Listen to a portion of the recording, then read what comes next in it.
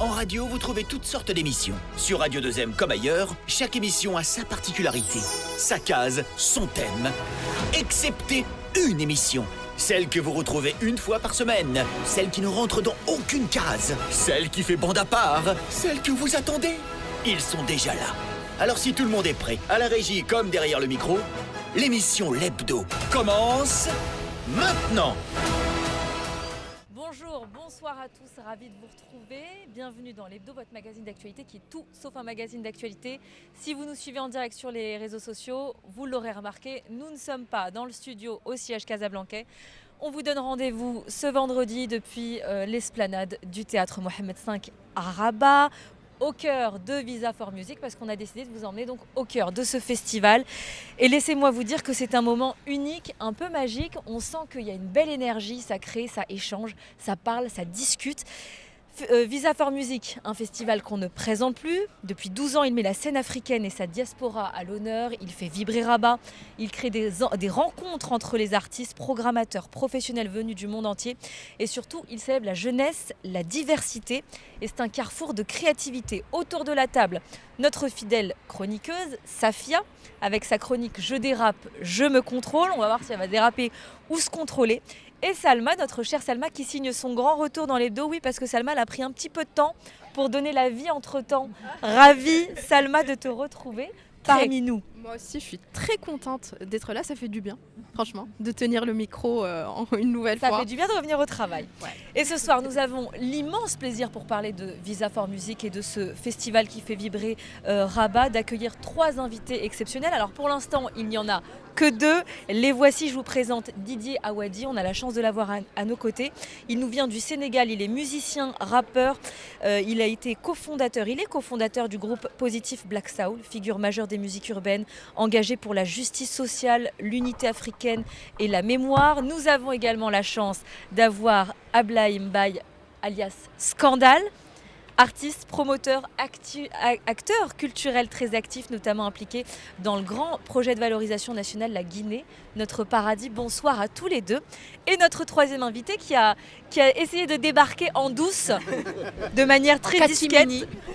Brahim El-Mesned, merci à vous d'être là parce que vous êtes très sollicité, donc c'est pour ça que vous êtes venu pendant l'émission. On a démarré sans vous, les premières secondes. C'est à eux de dire des choses, moi je n'ai pas grand chose à dire. Merci beaucoup. Merci beaucoup. Et là on voit en régie Tissi, notre magnifique Tissi qui dit micro, on vous entend, tout va bien. Merci beaucoup. Merci à vous d'être là. Alors dites-nous déjà, je ne sais même plus à qui m'adresser, vous êtes trop nombreux. Attends, moi j'ai une première question. J'ai une première question pour Didier. Oui. Nagadef. Magnifique. Ah, bravo. bravo. Ça Je va connais très 2 bien. petits mots de Wolof. Non, mais c'est déjà bien. Tu l'as placé là. Nagadef, Niatale, Combien? combien? Bon, on n'est pas là, important. excuse-moi, pour faire tes cours de langue. Qu'est-ce que ça vous fait d'être là à tous les deux, chacun dans votre domaine? Quelle est cette énergie ici qui règne ici à Rabat? Écoutez, c'est une des plus belles énergies panafricaines que je connaisse. Réunir l'Afrique déjà à Rabat. On est au cœur de l'histoire africaine. Ce royaume, c'est quelque chose d'important pour toute l'Afrique, surtout quand on vient des pays sahéliens comme les nôtres, avec toutes les influences religieuses. Ici, c'est un grand centre religieux pour nous autres de plus bas. Mais aussi, c'est un moment de rencontre extraordinaire. On rencontre le monde ici. Moi, j'ai rendez-vous avec une femme qui travaille en Inde tout à l'heure pour essayer de voir des perspectives en Inde. C'est vraiment une énergie unique. J'ai fait beaucoup de marchés musicaux dans le monde, mais celui de Rabat est particulier parce qu'il nous ramène tous dans un seul esprit d'ouverture, dans un véritable enracinement. Donc c'est juste formidable. Scandale, un mot quand même. Vous êtes arrivé il n'y a pas très longtemps. Comment est-ce que vous appréhendez ces 4 prochains jours? Toujours avec beaucoup de plaisir, mais surtout avec beaucoup de connexion. Venir à Rabat sur les Visa for Music, c'est venir vers l'opportunité parce que ça nous permet de rencontrer tellement de monde, ça nous permet d'être en connexion avec tellement de monde et aussi ça nous permet d'exposer ce que nous faisons et à notre niveau, à notre échelle, au monde, comme l'a dit le grand frère Awadi. C'est un moment unique de se retrouver sur les Visa for Music parce que l'énergie elle est unique et elle est énorme pour nous autres de l'Afrique. Savoir que l'Afrique peut accueillir du monde en Afrique et valoriser ce qu'on a de mieux ici, c'est très très important pour nous. Fait que on a commencé, on ne va plus arrêter de venir au Maroc. Brahim, je me tourne vers vous. Valoriser ce qu'on a de mieux ici, pour reprendre la phrase de Scandale. Alors, à l'origine de ce festival, je le disais, Brahim, 12 ans déjà. Est-ce que vous ne vous lassez pas au bout de 12 ans ? Qu'est-ce qui vous rend le plus fier, encore une fois ? Bon, tout d'abord, merci. Et puis moi, je suis qu'un acteur parmi d'autres dans Visa for Music. Donc, je suis comme eux, vient de le dire Ablaye, qui sera là tous les ans. Moi aussi, c'est un plaisir d'être là et de retrouver les collègues une fois par an. Visa for Music est porté par une équipe. Moi, je fais partie d'un des maillons de cette chaîne. L'opérationnel, j'y suis quasiment plus. J'accompagne ce festival sur la direction artistique, à mobiliser mon réseau qui se développe chaque année. Et puis, qu'est-ce qui continue de vous passionner ? On est habité par ce métier, par ce secteur, par cette fraternité, cette amitié que nous avons développée avec mes frères d'abord du continent, que je croise, pas uniquement d'ailleurs à Rabat, parce que je voyage beaucoup, où j'ai fait une trentaine de pays et à chaque fois on se retrouve à Kinshasa, Cotonou, à Lagos, Jobourg, Nairobi, donc on est tout le temps, parce que ce chantier, ce projet ne s'arrête jamais. Nous anime d'abord et ne s'arrête jamais. Et puis on est aussi sensible à ce que la jeunesse de ce continent produit chaque jour, elle se renouvelle chaque jour. Donc on est en perpétuelle, ce projet est en perpétuelle mutation.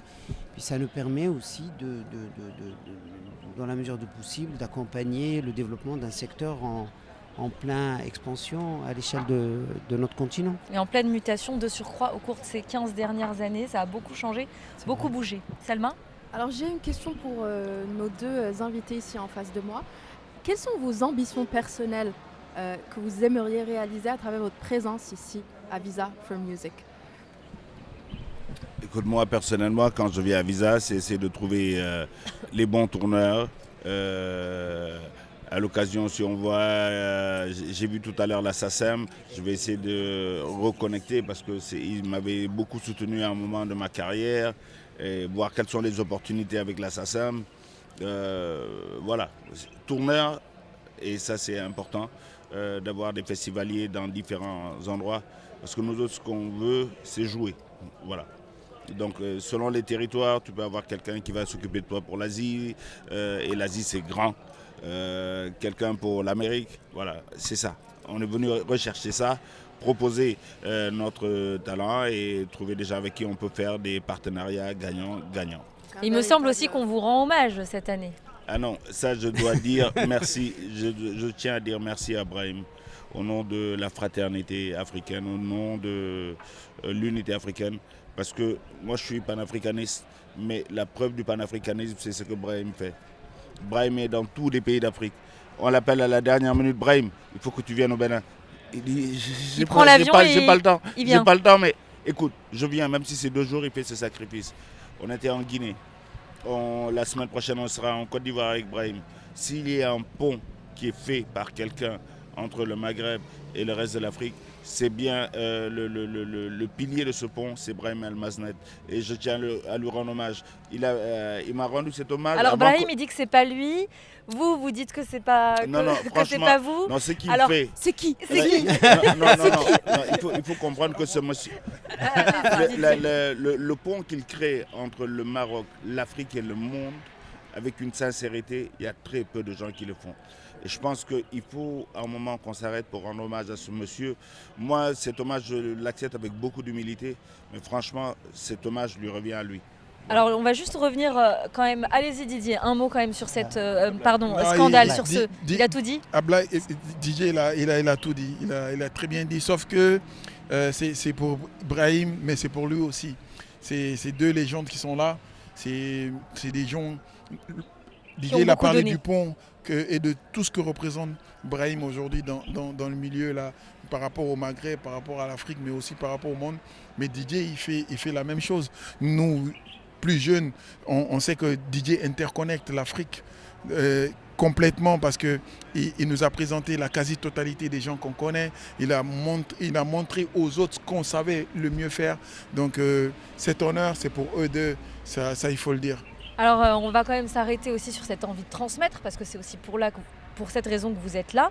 On va s'arrêter aussi sur la programmation de cette 12e édition. Brahim, je me tourne vers vous. 4 jours, mais c'est pas seulement un festival, donc c'est effectivement des concerts, du divertissement, c'est aussi beaucoup de workshops, des discussions, des coulisses. Comment est-ce qu'on concilie ce côté business pur et divertissement? En fait, dans un modèle comme celui de Visa for Music, chacun arrive ici avec quelque chose à donner et quelque chose à prendre. Et nous, on commence quelques jours même avant Visa for Music, on lance plein de chantiers d'ateliers en faveur, notamment on a organisé des ateliers exclusivement pour des femmes entrepreneuses, on a fait des ateliers pour le son, des ateliers pour la lumière, on a fait des ateliers pour la musique et les jeux vidéo, on a fait des ateliers sur les nouveaux métiers de la musique, sur le développement, sur l'IA. Tous ces ateliers sont cachés dans plein de petites salles à droite, à gauche, au centre de Rabat, dans des salles d'hôtel, dans des lieux improbables. Tous ces lieux sont animés actuellement, plus plein de conférences. Je viens de sortir d'une conférence en lien avec les 50 ans des indépendances des pays lusophones, parce qu'on voulait faire aussi un focus sur cette musique exceptionnelle issue de ces territoires comme le Cap-Vert, qui est un grand pays de musique, la Guinée-Bissau, l'Angola, le Mozambique, Sao Tomé et Principe. Donc on a voulu, d'ailleurs en présence du ministre de la Culture et des Industries créatives du Cap-Vert, on vient également de se rencontrer ici autour de pratiquement 130 festivals, voire plus, où ils ont eu le temps d'un moment de réseautage très important. Et il y a d'autres side events, voire même il y a des événements dont même moi je ne suis pas au courant. Donc c'est-à-dire il y a tellement d'événements. Bon, il y a le salon qui est très animé en ce moment. Il y a des concerts un peu partout. Il y a plein de choses qui se passent le soir. Et puis il y a des centaines, on arrive pratiquement à 500 speed meetings one-to-one. Bien évidemment, il y a des résultats de tout ça. Quels sont les résultats très concrets? Si vous pouvez nous donner 2 petites anecdotes au cours de ces 12 dernières années. Il y en a plein, mais il y a des tournées extraordinaires. Quand je vois par exemple le projet d'Arrêta Mon Amour qui a été présenté ici l'année dernière, de voir le carton plein et pratiquement une cinquantaine de dates à travers le monde. Donc il y en a plein. Et même des fois même pour des artistes aussi d'Afrique subsaharienne, et qui tournent dans d'autres pays d'Afrique subsaharienne. C'est-à-dire qu'il y a des choses même qui nous échappent.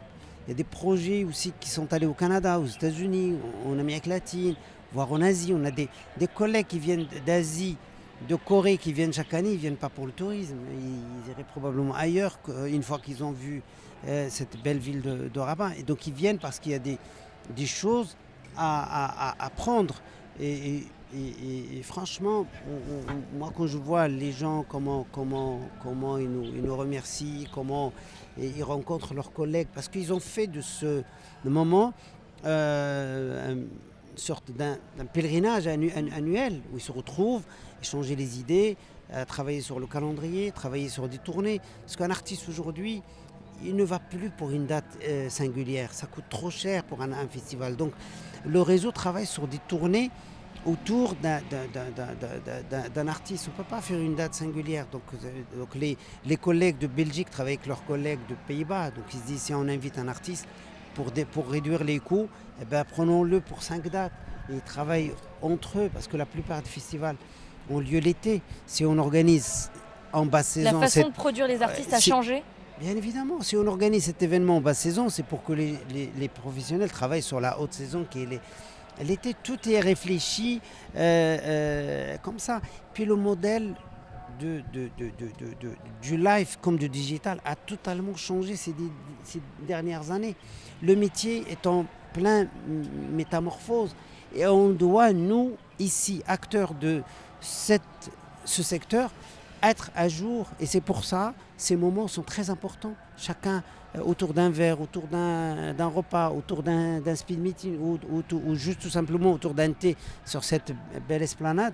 On échange des idées et c'est comme ça qu'on fait aussi avancer les choses. On ne peut plus rester spectateur, on doit être acteur. Et ce qui va changer la donne ici, ce sont les jeunes. Et moi, je me réjouis de voir que plus de la moitié des acteurs de ce Visa for Music ont moins de 30 ans. Et surtout, qui viennent bien sûr de partout à travers le monde, mais du Maroc, ils sont là de Tiznit, de Zagora, d'Oujda, de Tanger, de l'Ayoun. Et ça fait plaisir de voir tous ces collègues qui ont envie de porter ce secteur parce que c'est eux qui sont l'acteur de demain de ce secteur, Salma, de ce métier. Une question. Et le temps passe. Le temps Vous passe. parlez d'acteurs, en termes de chiffres, c'est quand même époustouflant. On parle de 500 artistes, plus de 1000 professionnels, 87 pays. Vous avez dit qu'il y a des événements dont vous-même, vous n'êtes pas au courant. Non, j'imagine que ça fait beaucoup. C'est quel type d'organisation qu'il faut pour rassembler autant de personnes, organiser autant d'événements sur 4 jours? Bon, bien évidemment, il y a l'énergie des jeunes qui portent ce projet parce que toute mon équipe a moins de 30 ans. Et donc, elle essaye de porter ce projet pendant 1 an. C'est-à-dire que nous, on a une équipe permanente qui travaille exclusivement sur ce projet. On a aussi des plateformes qui permettent aux collègues de s'inscrire directement. Ça nous fait un énorme travail de tri à faire. On reçoit quand même autour de 1500 candidatures chaque année, des applications de professionnels de partout. 1500 candidatures, combien de candidatures acceptées? Une cinquantaine. Voilà, Ce qui n'est pas facile. On aurait bien voulu aller au-delà, mais nos moyens c'est sont une question de extrêmement contrainte, effectivement. limités. Et puis on a aussi un peu la baraka aussi, donc ça nous aide. C'est important aussi Alors moi, j'aimerais me retourner vers les artistes qui sont avec nous. Alors vous êtes tous les deux des artistes profondément engagés. Et aujourd'hui, quel est le problème qui vous préoccupe plus que jamais en 2025? Profondément engagés, avant de les laisser répondre, on écoute un petit extrait. Des tirailleurs, on a donné nos vies. Mais à tes yeux, moi, ma vie n'a pas le même prix. Quand les nazis nous torturaient, c'était les mêmes cris. Trop de morts sont tombés pour une escroquerie.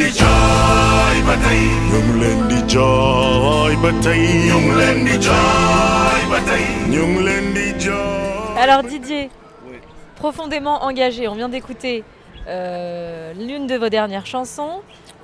Pourquoi est-ce que ça vous anime autant? C'était ça ta question? C'est exactement vers les deux artistes. Qu'est-ce qui vous anime aujourd'hui? Quel sujet polémique, quel sujet de 2025 vous préoccupe aujourd'hui en tant qu'acteur et chanteur engagé, artiste engagé? Écoutez, aujourd'hui, le monde va tellement mal que tous les sujets sont préoccupants.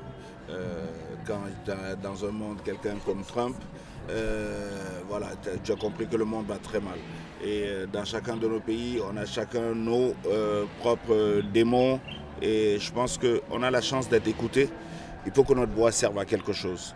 Je ne veux pas spécifier, voilà le problème là, parce qu'il y en a tellement. Autant on peut parler de Gaza qu'on va parler de Goma dans l'est du Congo, et des problèmes, il y en a plein. Donc tout ça nous interpelle en tant qu'être humain d'abord. Et on se dit aujourd'hui, on a la chance d'être écouté par des millions de personnes. On a le devoir, sinon c'est non-assistance à peuple en danger, de conscientiser, de faire passer les informations, parce que c'est un luxe d'avoir l'information, mais de la partager, ça c'est un devoir. Et voilà, on peut renoncer à tous nos droits, mais on ne peut pas renoncer à notre devoir. Difficile de parler après ça. Un autre monde est possible. Difficile de parler après ça. Mais c'est ce que DJ vient de dire. Aujourd'hui, il est important pour nous de venir apporter de l'espoir à ces peuples-là de proposer des textes en tant qu'artistes qui puissent servir véritablement aux gens d'éveil de conscience, mais aussi de force pour se relever.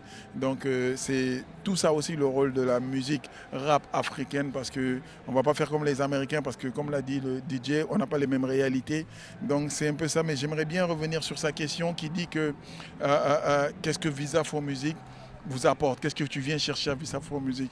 Nous, on vient de sortir il y a 5 jours de la Biennale de Guinée, une biennale pluridisciplinaire sur 9 jours, et venir à Visa for Music en tant qu'artiste, mais aussi en tant que festivalier, me permet d'interconnecter, de tout de suite derrière venir parler des prouesses qu'on a pu faire, ne serait-ce que sur les 3 derniers jours du festival où on a fait près de 100 000 personnes, et parler des forums qu'on a fait, le Forca, parler du concert légende, parler du carnaval de Conakry et de l'expo Biéguib. Donc tout ce qu'on a pu faire pendant les 9 jours, c'est l'occasion pour nous de venir rencontrer des professionnels, interconnecter, parler de tout ça là et s'inspirer de ce que Brahim fait et de ce que Visa for Music fait, pour pouvoir encore mieux enrichir ce qu'on va faire l'année prochaine et l'année surprochaine. Merci.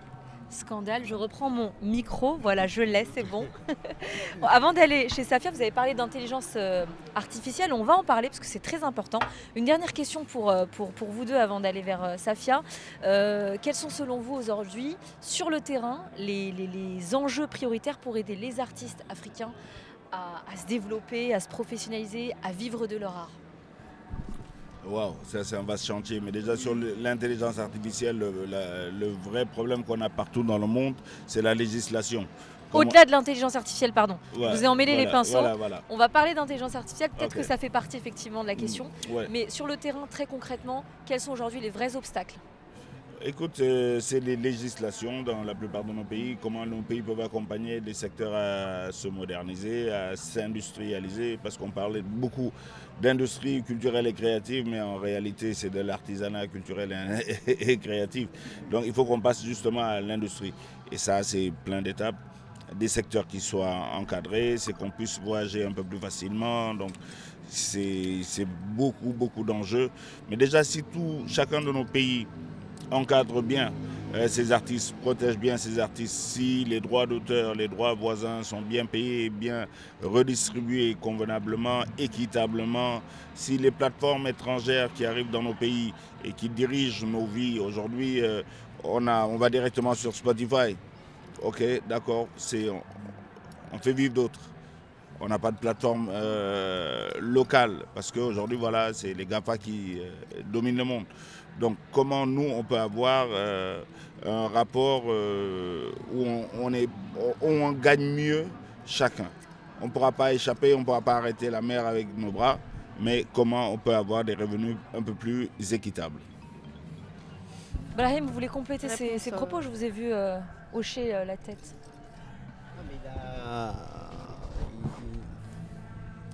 Didier a tout dit.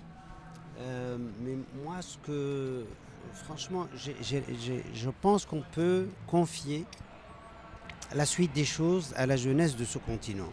Parce qu'aujourd'hui, cette jeunesse ne pose plus les mêmes questions que nous on se posait il y a quelques années, la mobilité, voilà. Ils ont envie d'être dans une résilience, mais dans une résilience positive. C'est-à-dire que réinventer dans leur propre espace, en profitant de cette démocratisation qu'apporte le numérique, parce qu'aujourd'hui, on peut produire plus facilement qu'il y a quelques années. Et puis, cette interconnexion qu'ils ont avec le monde, c'est-à-dire ils travaillent aujourd'hui avec des Asiatiques, ils travaillent avec la diaspora, ils travaillent avec... Voilà. Il y a plus de distance. Il y a plus de distance. Et quand je vois maintenant une partie de la diaspora a envie de s'installer en Afrique, ça me donne de l'espoir aussi.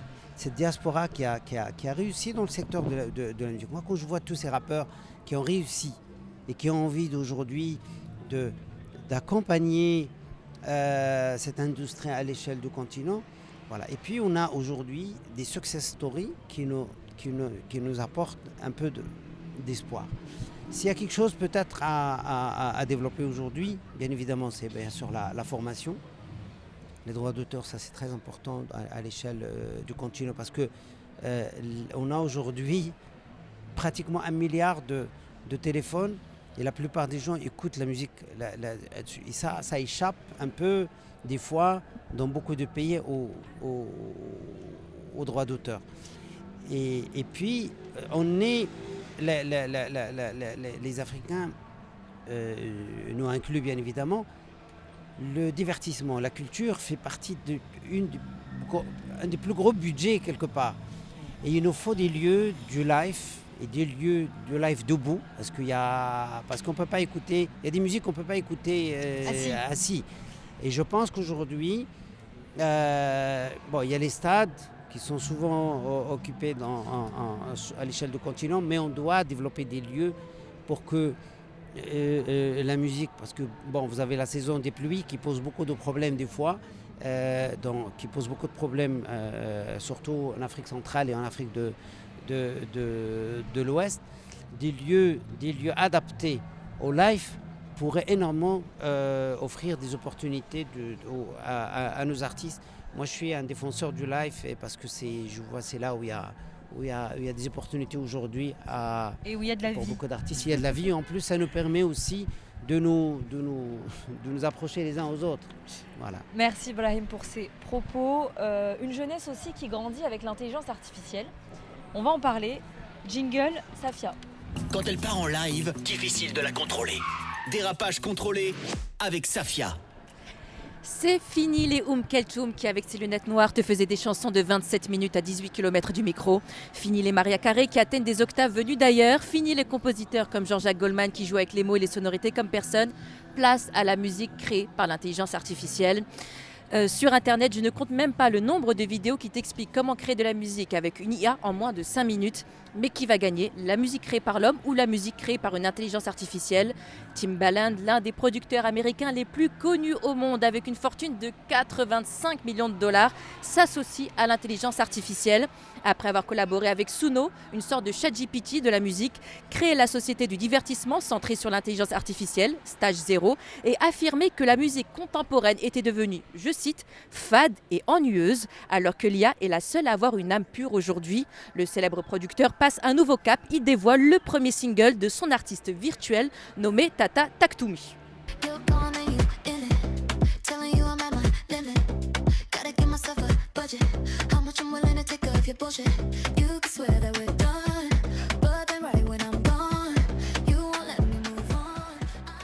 Je vous invite à voir le clip, c'est troublant, on ne fait plus aucune différence entre le virtuel et la réalité. Et c'est normal, aujourd'hui on est dans les prémices des films catastrophes. Nos mails sont écrits par l'IA, notre ménage est fait par l'IA, ton psy c'est l'IA, ton médecin c'est l'IA, même ta copine ou ton futur copain c'est de l'IA. Demain il n'y aura même plus besoin d'emmener ton enfant à l'école, une petite voiture l'emmènera et lui fera même la discussion. Tes toilettes te diront que ce que tu dois manger. Tu pourras même choisir le sexe et les gènes de ton futur enfant et tu n'auras même plus besoin de le porter. Même ici dans l'hebdo, dans 5 ans, Selima, tu seras un avatar. Et Oumeima, notre productrice, sera comme Wally, en train de courir partout, en train de se prendre le chou avec Selima pour qu'elle lui envoie ses éléments en temps et en heure. Tiens, ça donnerait quoi une dispute entre deux IA? Ton aspirateur qui se prend la tête avec ton frigo? Bref, je dérape, mais je me contrôle. Donc l'IA va-t-elle tuer la musique? Des chercheurs ont fait un test, ils ont demandé à des gens de deviner si la musique venait d'un humain ou d'une IA. Résultat, 97% des gens se sont trompés. 97%. Même les plus grandes dictatures ne font pas ces pourcentages dans les élections. Alors oui, l'IA fait peur. En même temps, l'autotune nous avait un peu prévenus. Parce qu'avec ce logiciel, on peut tous être chanteurs. D'ailleurs, presque tous les rappeurs marocains l'utilisent. Même leurs voix autotunées sont utilisées dans des chansons créées par l'IA et qui sont aujourd'hui en top tendance.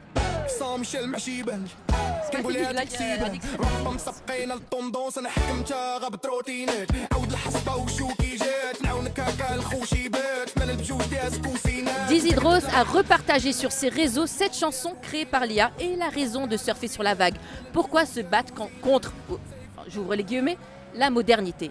Il utilise l'intelligence artificielle comme un outil. C'est pratique aujourd'hui, mais il faut rester sur ses gardes parce que demain, l'outil, ce sera peut-être nous. Oh, bravo Safia, mais on va demander quand même la question. Je voulais leur avis, voilà. Exactement, aujourd'hui. Est-ce que l'IA va tuer la musique? Mais non, pas du tout. Moi, je réponds non, mais j'ai hâte de découvrir vos réponses. Parti pris, l'IA, est-ce que vous assumez pouvoir l'utiliser un jour? Est-ce que vous l'utilisez déjà?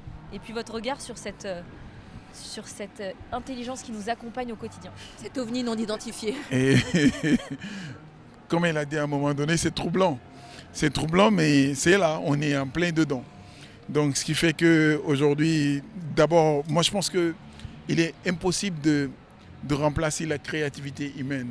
Voilà. Ça, c'est pas possible. Clair, merci. On ne peut pas remplacer la créativité humaine. Aujourd'hui.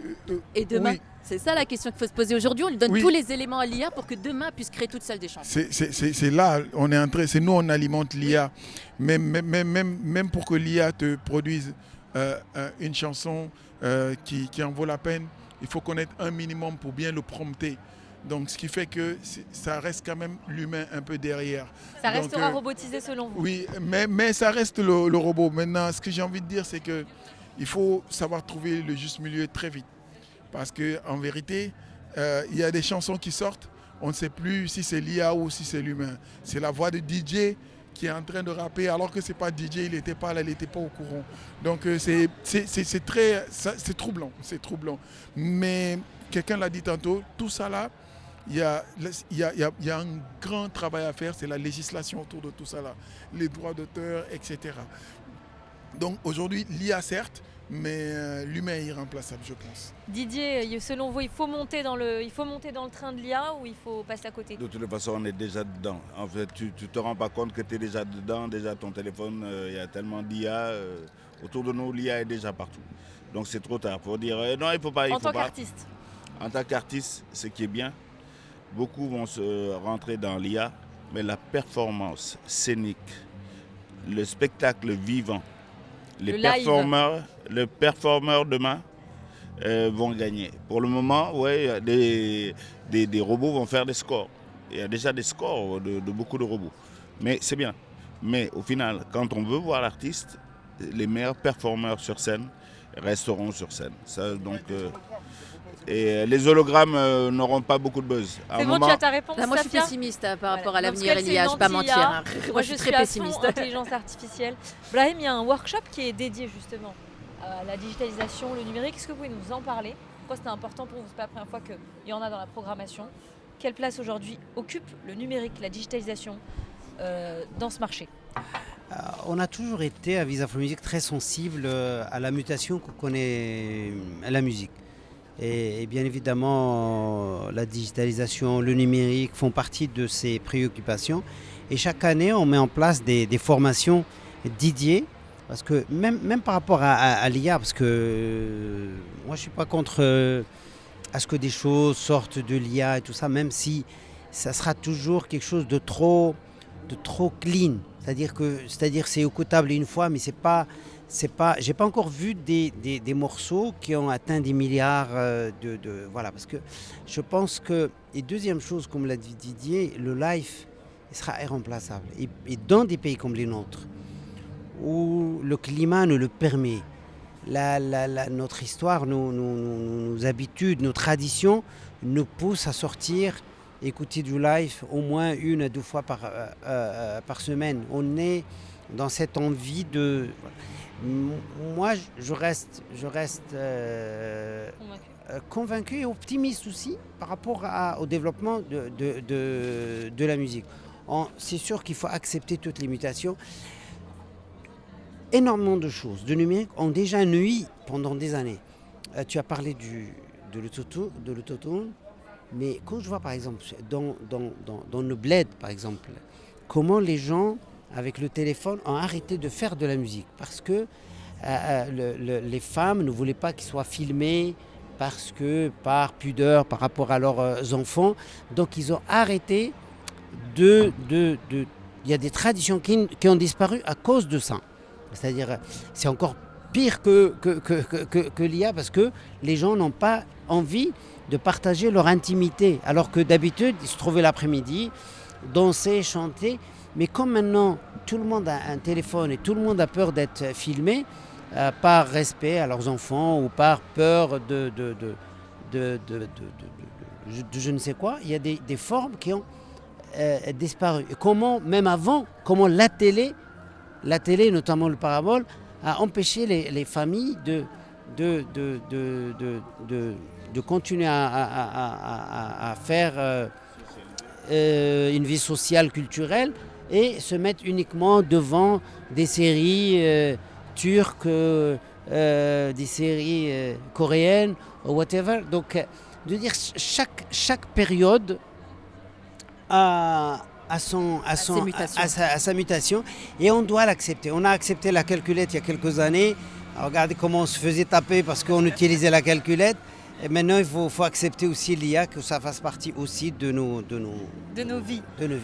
Alors vous êtes, Scandale, je me tourne vers vous, vous êtes très impliqué dans la culture guinéenne.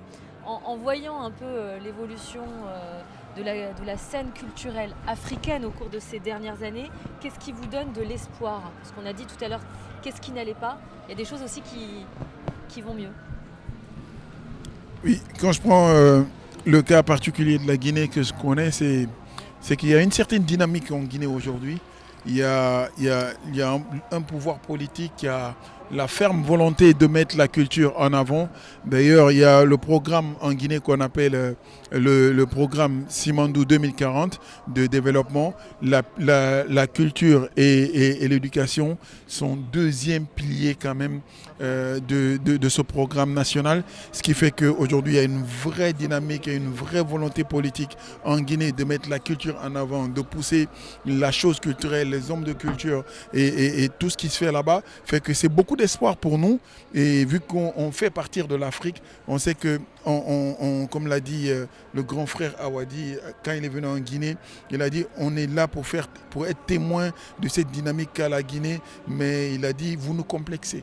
Et ça, c'est venant d'un leader comme lui, ça nous fait plaisir de savoir que en Afrique, on peut, parce qu'ils nous ont inspiré longtemps, donc on peut à notre tour inspirer les gens et que les choses peuvent bouger un peu partout. Donc il y a beaucoup d'espoir, quoi qu'il arrive, malgré qu'il y a des pays où c'est vraiment précaire. J'ai écouté le cas de Guinée-Bissau tout à l'heure en conférence de presse, mais on espère qu'en tant qu'il y aura des visas for music, en tant qu'il y aura des Awadi, des Brahim, les choses vont continuer à aller en mieux. Brahim, il ne nous reste pas beaucoup de temps. On va parler quand même de la programmation, concerts, live. Comment vous choisissez les artistes, la cinquantaine d'artistes sur les 1000 et quelques candidatures? Qu'est-ce qui est le plus important pour vous en matière de critères? Évidemment, c'est un énorme travail. C'est un choix cornélien aussi. Donc il y a un appel à candidature qui a lieu au mois de janvier. Et on reçoit les candidatures jusqu'au mois d'avril.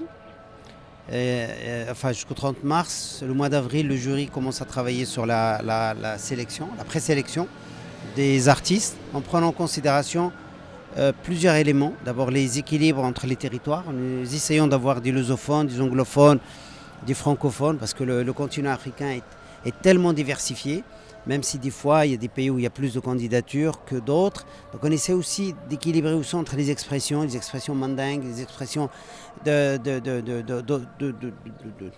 issues de culture wolof ou arabophone ou amazighophone.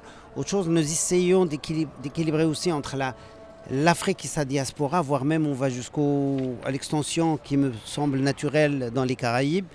On travaille sur la question de genre. On est un des rares festivals où il y a un équilibre homme-femme en termes de programmation. On travaille sur les équilibres entre les expressions artistiques, entre les musiques actuelles et les musiques traditionnelles, le jazz, musique acoustique. Nous essayons de ne pas avoir qu'une discipline. Nous essayons également d'être très sensibles aussi aux expressions de la nouvelle génération d'artistes qui sont issus de ces 3 dernières années. Nous essayons d'être sensibles à tout ça. Et c'est un exercice qui est très très complexe, qui nous demande beaucoup d'allers-retours entre nous et les membres du jury pour avoir quelque chose qui tient la route. Et je pense que les professionnels ne sont jamais déçus de nos programmations. Après, il y a un autre exercice d'accompagner ces artistes à trouver les financements à travers des partenaires. Ça peut être des fois leur ministère de la Culture, d'autres partenaires qui interviennent, parce qu'on ne peut malheureusement pas prendre en charge les déplacements des artistes. Et puis un autre exercice, c'est de ramener entre guillemets, les acheteurs. Parce que s'il n'y a pas de festival, s'il n'y a pas de programmateur, il n'y a pas de raison pour ces artistes à ce qu'ils se produisent.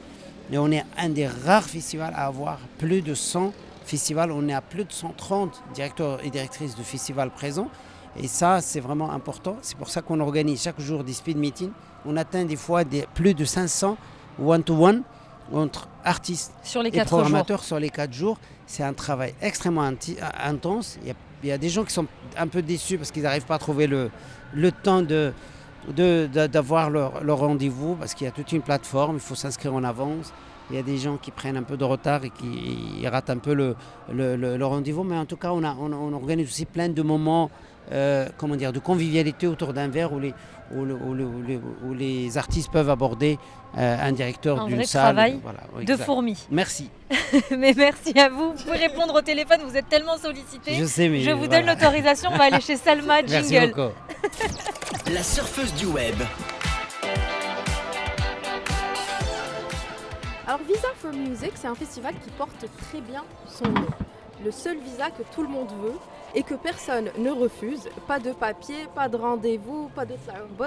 Le seul petit bémol, c'est qu'il expire en 4 jours, mais vous aurez très bien voyagé d'ici là. Quand on parle de chiffres, on a déjà passé ça en revue. C'est époustouflant, 500 artistes, 1000 professionnels, 30 showcases, 12 sets électro, les fanfares, les parades. Mais ne soyons pas simplistes, ce qui se passe ici depuis 2 jours, ce n'est pas juste un enchaînement de concerts, c'est un laboratoire du futur musical africain. Et un vrai laboratoire. On mélange un petit peu de Maghreb, un petit peu de Moyen-Orient, on ajoute de l'électro, on secoue et hop, un nouveau son qui sort du four. On voit très clairement ce que sera la musique africaine de demain. Hybride, électrique, puissante, 9 chevaux, boîte à vitesse automatique. Une musique qui dialogue, qui circule, qui invente. Et cette dynamique créative n'est pas un hasard. Visa for Music joue depuis 12 éditions un rôle de défricheur. Repérer des artistes avant qu'ils n'explosent. Construire des ponts entre les scènes. Créer des rencontres qui changent des carrières. Le marché professionnel du festival est devenu un passage obligé. On y croise des programmateurs, des producteurs, des labels. Et c'est là que se négocient les opportunités futures. Mais l'innovation musicale n'est qu'un côté de l'histoire. L'autre, c'est la diplomatie culturelle. Parce qu'à Visa for Music, les frontières disparaissent plus vite que la batterie d'un iPhone. Et cette année, l'accent est mis sur les pays africains lusophones. Mozambique, Cap-Vert, Guinée-Bissau. Leurs 50 ans d'indépendance seront célébrés à Rabat. Et nous serons très heureux de les fêter avec eux. Comme beaucoup d'entre nous ont célébré notre Sahara avec nous. Et à quelques semaines de la CAN, la programmation ressemble presque à un tirage au sort de groupe. Nigeria, RDC, Botswana, Côte d'Ivoire, mais version micro et guitare. La différence ici, c'est que tout le monde gagne. Et encore mieux, tout le monde joue en même temps. Bref, vous l'aurez compris, le festival raconte une Afrique plurielle, créative, confiante. Et il le raconte depuis Rabat. Chaque édition renforce un petit peu plus la position du Maroc comme plateforme artistique et plaque tournante du domaine sur le continent. Parce qu'ici, on échange et on crée ensemble, et ça s'entend d'ailleurs autour de l'esplanade. Je ne sais pas, Smaïl, si tu peux filmer autour, ça discute. On entend un fond de musique, on crée ensemble. Ibrahim n'arrête pas de saluer. Il a toujours une main levée en train de saluer. Je me tourne vers vous, Scandale. Vous êtes rappeur, mais vous avez aussi la casquette professionnelle. Qu'est-ce que vous venez chercher ici en tant que professionnel sans langue de bois ? En tant que professionnel, je l'ai dit tantôt, c'est venir à Visa for Music, c'est rencontrer beaucoup de professionnels, c'est s'inspirer aussi de ce qui se fait ici en mieux et pour pouvoir exporter ça. Comme Brahim parlait tantôt des festivals et de tout ce qui se faisait, dans ma tête ça trottait, je me disais, et si on faisait le marché Biéguip en plus petit peut-être, mais ça nous permettrait peut-être avec Brahim de faire venir 5 ou 10 festivaliers, donc beaucoup plus petit que ce qui se fait ici, mais on mettrait en place une salle où on mettrait des artistes guinéens et d'autres artistes qui ont envie d'être découverts par des festivaliers, et peut-être que c'est l'occasion pour eux d'avoir des marchés pour aller sur l'international. Vous voyez, déjà ça commence à réfléchir. Donc c'est ça Visa for Music aussi, et c'est rencontrer plein d'autres gens, des artistes, des festivaliers, c'est créer des connexions, c'est créer des ponts, des véritables ponts qui vont partout dans le monde. Didier, je suis émue en fait. Racontez-nous comment est-ce que vous allez vivre ces 4 prochains jours, mais cette fois pas en tant qu'artiste à qui on va rendre hommage, juste en tant que festivalier. Ouais, non, en tant que festivalier, je rencontre déjà beaucoup d'amis qui viennent du monde entier, que je n'ai pas vu depuis 1 an. Parce que comme j'en ai fait beaucoup, ça devient le rendez-vous incontournable. Et, vous assistez au concert le soir? J'assiste au concert. Hier, j'ai vu un ami nigérian avec qui on dormait dans sa chambre à Cologne parce qu'il habitait là-bas. Et je l'ai vu sur scène avec un grand groupe parce que depuis lors, il est revenu s'installer en Afrique. Mais j'ai aussi envie de trouver des tourneurs, surtout pour l'Asie. On a beaucoup fait l'Europe, l'Amérique, tout ça, mais c'est l'Asie qui m'intéresse en ce moment. Notamment l'Inde et la Chine, ça m'intéresse beaucoup. Je sais que la Corée du Sud aussi fait de vous produire là-bas? Hein? De vous produire là-bas? Oui, j'aimerais bien me produire là-bas parce que c'est des grands marchés, c'est énorme. Si tu, oui, l'Inde et la Chine, c'est certain que c'est l'un des plus gros marchés. Voilà, donc si tu arrives à rentrer là-bas, en plus ils payent très très bien. Donc, ça, tu vois, on a dit sans langue de bois, c'est très bien. On est en plein dedans. Brahim, l'Asie, n'est pas pour nous déplaire. L'Asie, les tourneurs ici, les programmateurs, quand est-ce qu'ils viennent? Non, enfin, en fait, on a maintenant un réseau qui est assez intéressant. D'ailleurs, on a la présence ici de l'Inde, de Mongolie et de la Corée du Sud. On a quelques collègues, et on a aussi un programmateur chinois qui est avec nous. Il nous reste encore des territoires à explorer. On a travaillé avec le Japon pendant quelques années. C'est vrai que la géographie ne nous rend pas service, mais effectivement, c'est des territoires avec lesquels on peut travailler. On a un réseau d'amis dans ces territoires-là qu'on connaît très bien, que ce soit dans l'Asie centrale, que ce soit l'Asie du Sud-Est, que ce soit les pays tous ces pays, je les connais très bien, où j'ai des collègues. Effectivement, c'est une période chez eux, c'est aussi une période c'est la haute saison chez eux, donc c'est un peu compliqué pour les déplacer avant les grandes chaleurs. Donc c'est une période où il fait très bon, donc il y a plein de festivals, notamment en Thaïlande, l'Indonésie, Malaisie en ce moment. Donc c'est un peu difficile pour eux de se déplacer, mais on arrive quand même à en mobiliser quelques-uns. En tout cas, on a aujourd'hui une dizaine qui sont présents et je pense qu'on peut mobiliser plus.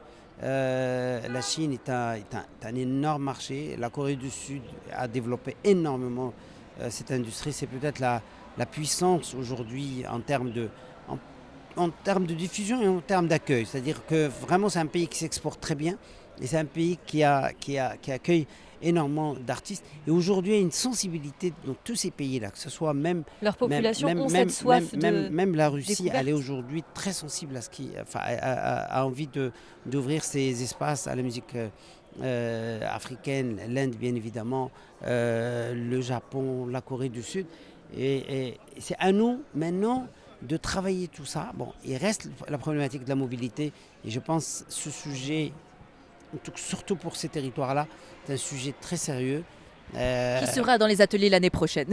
On y travaille, mais il faut qu'on y travaille avec aussi il ne faut pas que ça soit une discussion entre les acteurs artistiques. Il faut avec que des institutionnels, ouais. J'espère que des collègues, en tout cas les responsables au niveau de l'UA, de l'Union africaine, puissent mener la réflexion avec nous. On va essayer de les mobiliser l'année prochaine pour venir discuter avec nous et voir comment les autorités accompagnent les artistes vers les territoires qui sont lointains, notamment l'Amérique latine et l'Asie. Qu'est-ce qui vous rend, Brahim, le plus fier lors de ces 4 jours? Depuis 12 ans. À chaque fois, quel est le moment le plus... Là où vous avez la petite larme presque là. L'amitié et la fraternité. En 2 mots. Bon, je crois que l'émission touche à sa fin. On va vous libérer, on va vous laisser aller créer, échanger, vibrer ensemble. Merci d'avoir été à nos côtés.